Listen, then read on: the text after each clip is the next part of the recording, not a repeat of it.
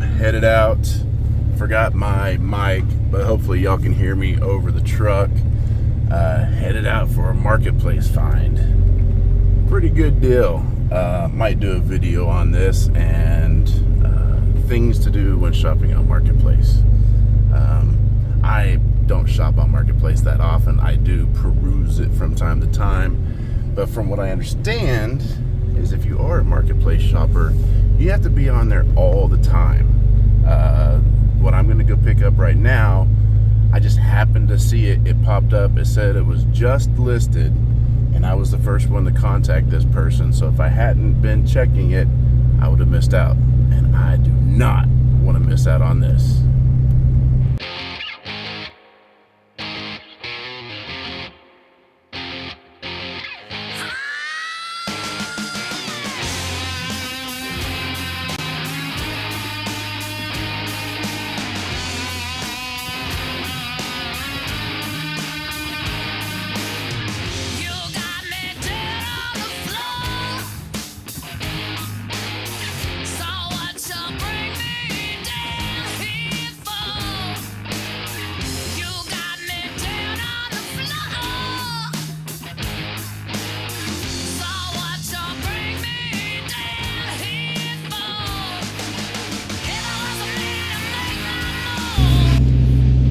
Almost there. When I get there, they only listed one thing, but when I get there, I'm gonna try and see if they got anything else for sale. Any tools, any axes, anything else they might be wanting to get rid of that they hadn't listed. Sometimes you never know. Sometimes they may have some stuff that they think nobody would be interested in, but it might be something you're looking for. Turn right onto North 4070 Road. That was my GPS. Like I said, sometimes they might have stuff that you're interested in, but they didn't think to list it. So always ask.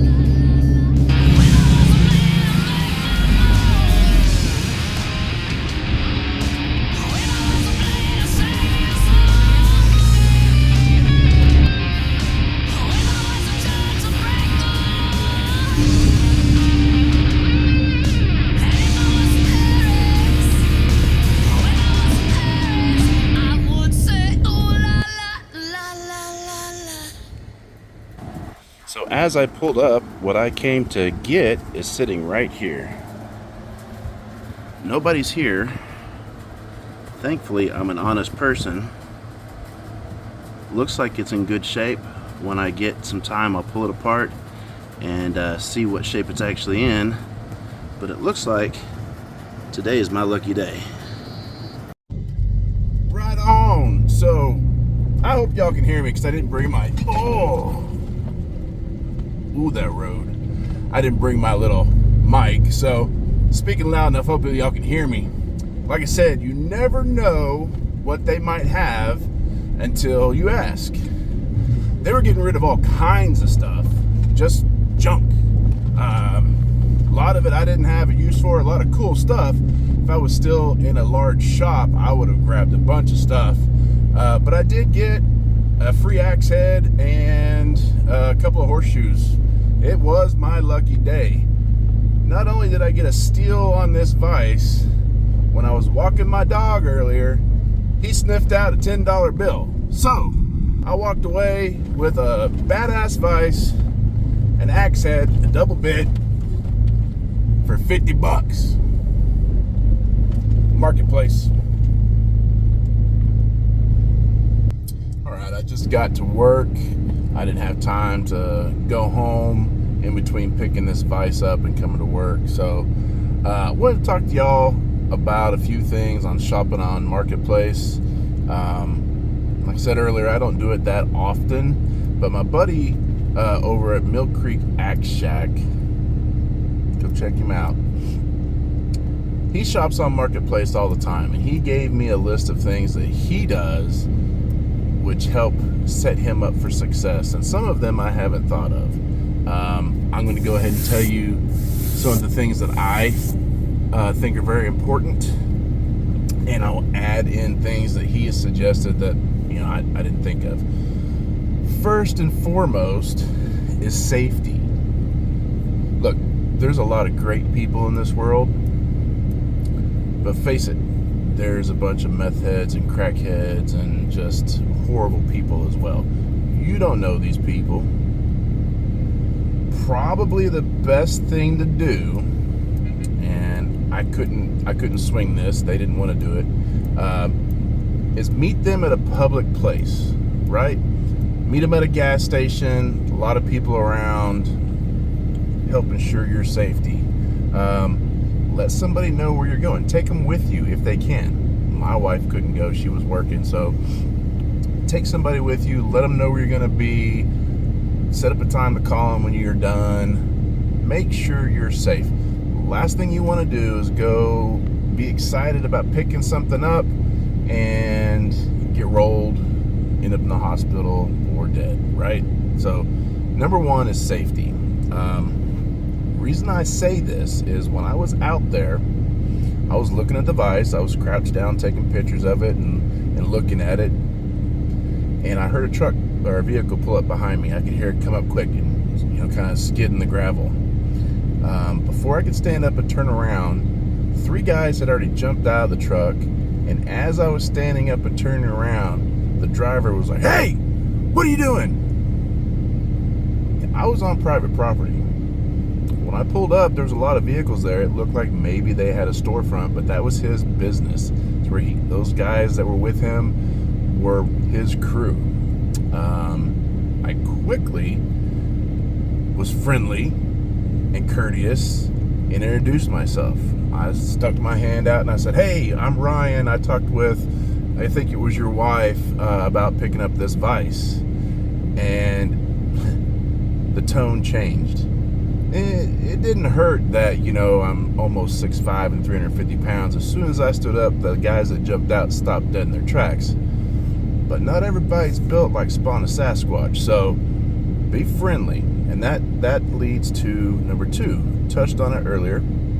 Communication. Look, communication is key with everything in life, right? Whether it's someone you're ordering your meal from, your co-workers, your employer, your significant other.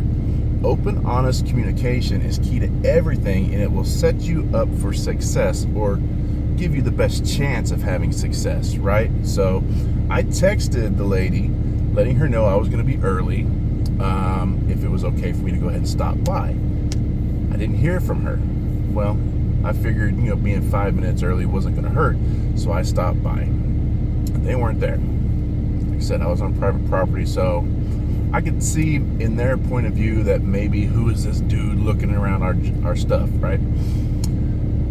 So on top of that, communicating, letting them know if they've got anything else that they might be willing to part with. I touched on that, and I got some free stuff because of it. A lot of people, now Mill Creek Axe Shack pointed something out that I never really thought about. They have a busted axe handle or a broken hammer, handle, missing a toad or a knob, or something's broken. Most people put absolutely no value on broken tools, and you might get it for free, like I did, or really, really cheap. So always ask. And if you meet somebody at the gas station, hey, do your business, communicate with them, introduce yourself, and then ask them then, "Hey, by chance, do you have anything else? I collect blah, blah, blah, and I'm looking for these items." They might say, "No, I don't have anything like that," or, "Hey, what? As a matter of fact, I do." And let them know it doesn't matter if it's rusty or broken or whatever, you might be interested in it. If you tell them that, they're like, "You know what? I do have this rusty old axe," or "I've got this big, ball peen hammer that's got a broken handle on it. It's just been sitting in the corner of the garage for 20 years. I meant to throw it away a long time ago." You never know until you ask, right? All right, 3. When you're on Marketplace, say you're looking for a vise or an axe, don't just use those key terms. This was something that Joe pointed out as well. Use other key terms like garage tools or gardening tools or just tools in general. Use other search criteria because it may pop up. spell vice differently. Some people spell it wrong. But, anvil. On this ad, it was misleading because it said vice and anvil. Probably should have said vice with anvil. I asked, hey, do y'all also have an anvil? And she was like, no, that my husband said that what this thing on the back is called. Okay, cool. They could have had an anvil, and I could have gotten an anvil for, dirt cheap. Who knows? Now, if they have a big lot, a group of tools, I've tried this before. You'll see like old farm tools or, woodworking tools, and they want thousands of dollars, and it's this big group of stuff. Ask them if they're willing to sell parts individually or a few pieces. Message them, be friendly. Hey, I collect blah, blah, blah. I see that you have a few. I'm interested in those, but not everything else. Would you be willing to sell those separately? They might say yes. They might say, no, I'm really trying to sell everything as a big group or a lot. Okay, that's cool. Hey, if that doesn't happen, please remember me and let me know if you change your mind about selling stuff individually. Sometimes they'll call you back or message you back, right? So refer back to one or two and communicate. Communicate your intentions, be friendly, and be honest. Hey, I'm looking for this. A lot of times that will help you find what you're looking for. 4, check marketplace often. I don't do this. I'm not a marketplace shopper, but Joe does this, and he comes away with a lot of really great deals. He said check early in the morning, check at lunchtime, and check in the evening, because that's when people normally have free time to post something on marketplace, right? So check during those times of the day, and expand your search the mileage that you're willing to go. Go north, go east, west, go south, go whatever. If you normally say I want to go 25 to 50 miles, hey, put in 100, see what happens. This was 122 miles away. I did a 3-hour round trip to get this vise, and it was well worth it in my opinion. May not have been worth it to anybody else. So change your search parameters, search for different things, and search often. Okay, lastly, number 5, talked about communication. Be polite and courteous. Don't ask dumb questions that were already covered in the ad. If you don't see it, I've asked questions before. Hey, can you share the dimensions? Because it wasn't in the description. But if I clicked on the header, it was shown. So look at the entire ad. Don't ask dumb questions that are covered. And for God's sake, don't click the whole, is this still available? Set yourself up as the best buyer in their eyes. Hey, I saw your ad. I would really like to know more about this item. If they don't have the pictures that you're looking for, like on this vise, very generic pictures. One side of the vise wasn't even shown. I asked her very politely. I said, hey, I am very interested in taking a look at this vise, but before I make the trip, would you mind taking more pictures of it so I can see if it's worth my trip? And I even sent her pictures and highlighted things that I was looking for, because it's common on this style of vise for a part of it to be broken if it's been abused.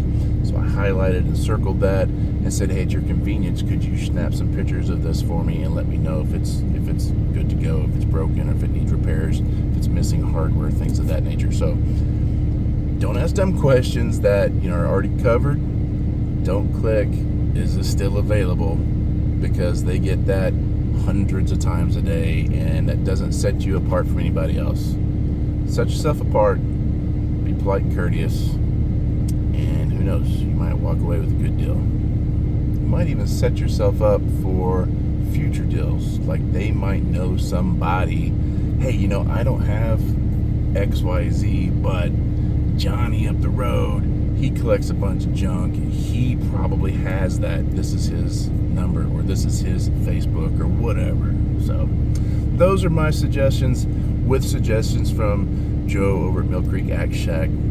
He had some really great pointers, things that I'd never thought of before. So hope that helped. And if y'all are interested, stick around. I'm going to do a quick inspection, try to disassemble this thing. God, I hope it disassembles.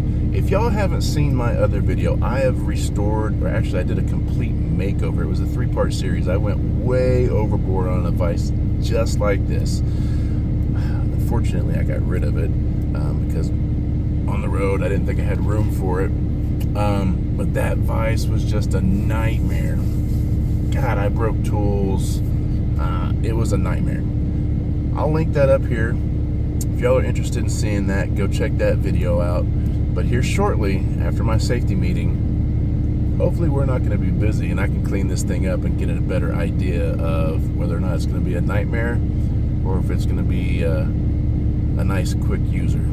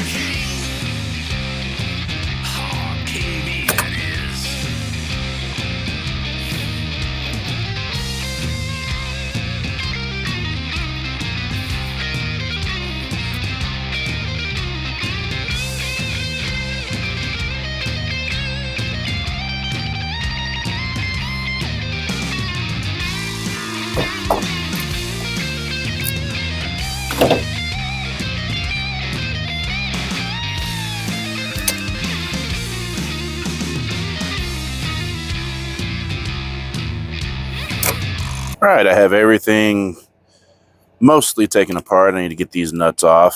That might be a challenge on one or two of these. The only real problem I ran into was back here, this hole, that screw didn't want to come out. I had to end up running this all the way through. So what I'm going to have to do most likely is chase the threads, retap the threads here, and then chase them on this little set screw. But other than that, it's coming apart really well. Starting to lose some daylight, so real quickly I'm gonna get my drill out. I brought a couple of things with me just in case I picked it up and had time to start cleaning on it, and I'm going to clean this a little further. What I have is basically a Scotch-Brite on a drill. This is the equivalent of 100 and, what did it say? 180 grit. So it's still kind of coarse. No, that's not right. It can't be. Yeah, it says 180 grit. So I'm going to go real light and start cleaning up some of these parts, see what they look like. I am losing daylight. I might need to do this later or maybe move over into the shop. And the mechanics are out of the shop by now. And this Scotch-Brite pad, this reconditioning pad, may not be coarse enough. Switched over to a brass wire wheel.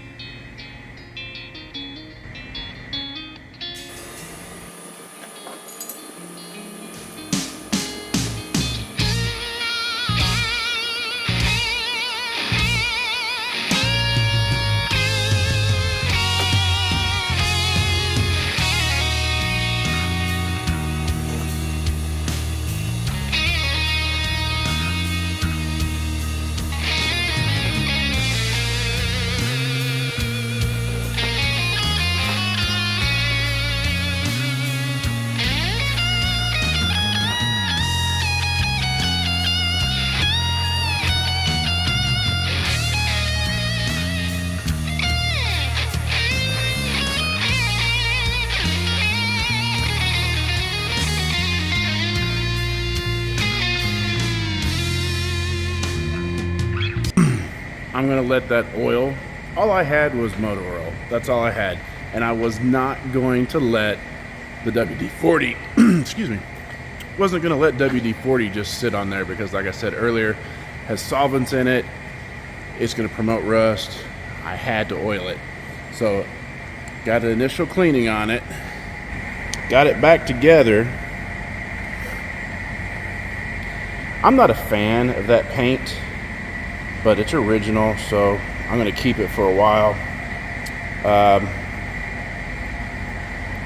Looks like it took me about 27 minutes to get that thing back together. I like it.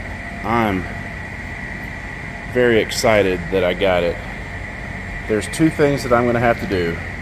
I could not get this apart. I'm going to have to soak that in some evaporust or something to get that apart. And other than that, that's it. I'm going to let that motor oil sit on there for about an hour, and then I'm going to wipe it off. I'm going to call it good. Truly appreciate y'all watching.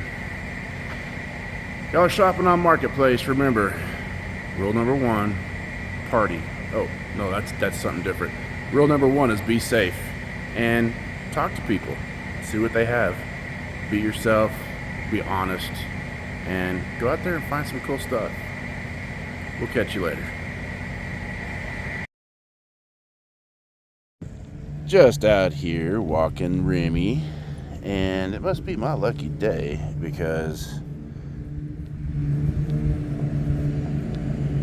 I found some money.